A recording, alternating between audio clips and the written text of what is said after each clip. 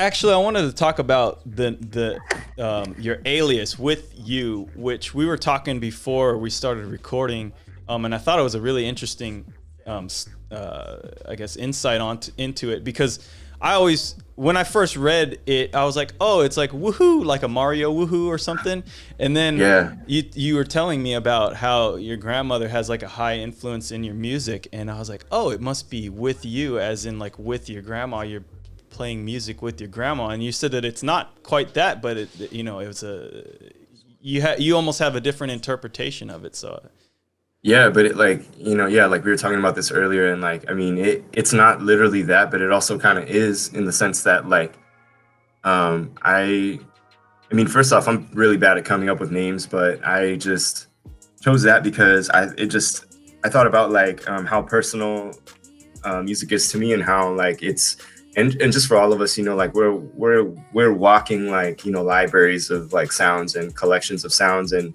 songs that we grew up listening to that we heard in our homes with our families, with our what our friends used to bump whenever we did whatever, sports or activities that we enjoyed growing up. So it's like we're just like this walking like compilation album pretty much. And so, everybody probably, I'd wager, like has something that they, was usually stuck in their head or, songs that they remember. And so it's like for me, that name that I chose is just like these are the sounds that I hear in my head. This is like the soundtrack that it's like constantly evolving in my brain. But like I guess for the last, year and a half, this is like all this stuff that was like, marinating in my head and like boom, splat on the, on the MP3, listen to that, that was in my, but basically, yeah, but also like on a more serious note, it's just like that intimacy that intimate relationship that I have with music and like, and just speaking to like how important it is to me and how, I know that for other people, it can mean that too, and maybe even more. And so, yeah, just really trying to get at that intimacy and like that personal relationship that we all have with sound. mm-hmm. But also like I think we were talking about earlier how like it's almost, it's just like a shorthand, it's like W/U, and so it's like I mean, when I talk about it, usually I'll say it's like with you, but really it could be whatever it needs to be for the person in that given moment, and just like how music has different things that it can do for people in a given moment too. It can be entertainment, right? You don't have to think about the lyrical content. If it feels good, it feels good.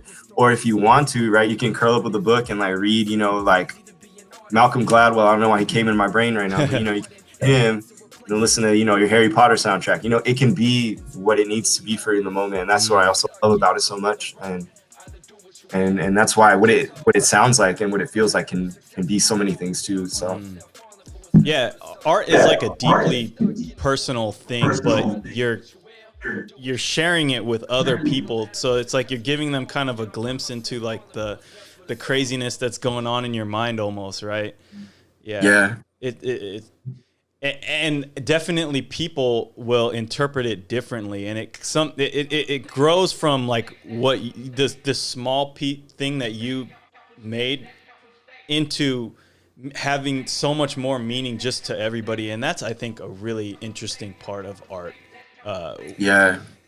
I mean, I'm trying to remember this example, but I can't remember which artist it was. But basically, there was someone who, all these people had been analyzing this guy's artwork, and they're like, oh, it means all this and this and this. And then like someone, I think, interviewed him, and he's like, oh yeah, I just like the color, and I really wanted to paint like a picture, like of my mom or something. And so it was like that. Yeah. But like, to him, it was just that, but somehow his feelings towards his mother got put onto the the painting or whatever, and everybody got something from that, got a glimpse into his life basically in the way that he did that, which I think is really cool because obviously he's going, oh yeah, it was just this and that, but it is more than that because he does have this feeling towards his mother, and he put that onto the artwork, right? And then people were able to spot that in the art and take something from that was maybe deeper than he intended, but the intent was almost subconscious, I guess, is maybe the best way. Which is cool. Yeah. Yeah, and maybe all those people helped him realize that, you know, even if he wasn't aware in that moment. Oh yeah, that's a good point. Yeah, I mean, yeah, you are the artist, but also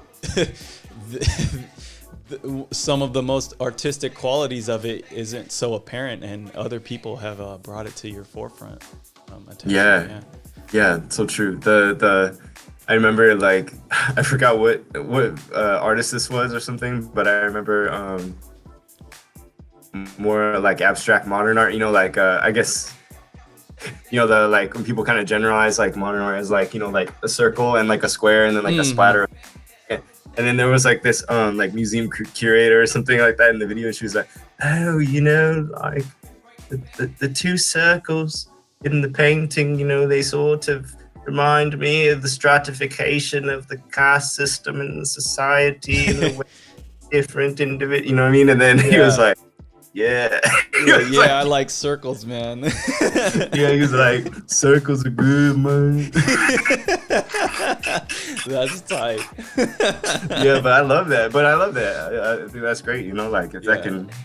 I mean, it's definitely like a meme to do, I guess, for people to do that. But I do think that there's some value to like over analyzing a piece of art that was just so simple, you know, because you're definitely putting some like a personal connection into that thing that, you know, obviously you have some kind of connection to it, and you're adding more to it, you know, whether that was the intent of them or not. I think that there's some inherent value in that. And I mean, because you're still, I mean like obviously there's free will in art, in the decisions and the choices that we make when we're making stuff, but it's also like it's still on some level informed by like our life, you know. Like, I'm thinking about, maybe I might not be thinking why I like that, you know, that I chose or something. Yeah. But for a reason, you know, I'm like, oh yeah, or that, you know, it sounds like the color pink to me for some reason. So I'm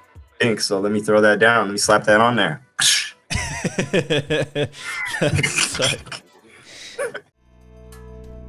Thank you guys so much for watching this video. Please click like if you liked it, or dislike if you thought it was whack. Either way, make some noise in the comments down below. Let me know what you think. And please subscribe if you're down with that broke boy and or broke girl shit. Thanks. Peace.